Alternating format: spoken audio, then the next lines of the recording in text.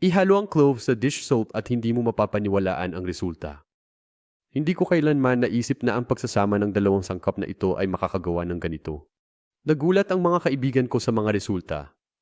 At ngayon, lahat ay humihingi sa akin ng resep.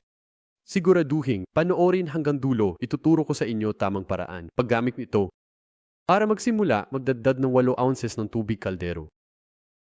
Pagkatapos, buksan ang apoy at hintayin itong kumulo. Pagkatapos kumulo, idagdag ang cloves. Walang tiyak na dami, pwede kang maglagay ng mga kamay na puno ng cloves. Pagkatapos nito, hayaan itong kumulo 5 minuto. At pagkatapos ng itinakdang oras, mapapansin mong mababago ang kulay ng tubig.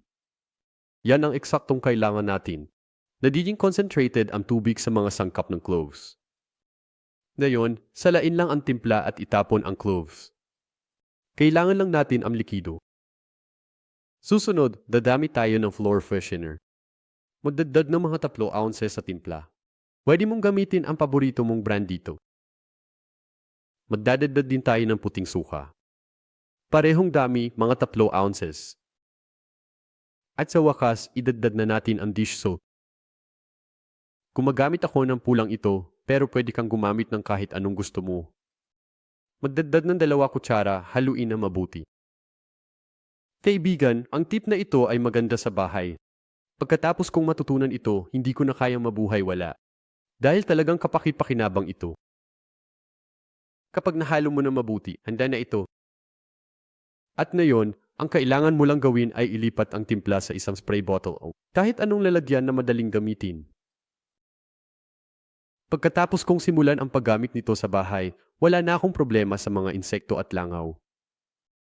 Ang timpla na ito ay mahusay para sa papapaalis ng lahat ng uri ng insekto, langaw, lamok, ipis, at gadamba. Pwede itong gamitin para sanayin ang iyong alaga.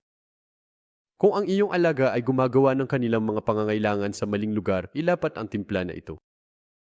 Dahil cloves ay may malakas na amoy at ayaw ng mga alaga ang amoy nito, kaya nasosolusyonan ang problema. At pwede mo itong ilapat sa iba't ibang lugar sa bahay, sa sofa, mesa, unan, at mga karpet. Maaari mo rin itong ilapat sa mga countertop at kasangkapan dahil mayroon itong dish soap at suka na mahusay para sa pagtanggal ng mga marka at mansa. At bukod sa lahat ng mga benepisyong ito, magiging sobrang mabango pa ng iyong tahanan. Kaya, siguraduhin gawin ang repellent air freshener na ito sa bahay. Sobrang dali at mura lang itong gawin at makakakuha ka ng lahat ng mga benepisyong ito sa bahay. Kaya, yun ang tip natin.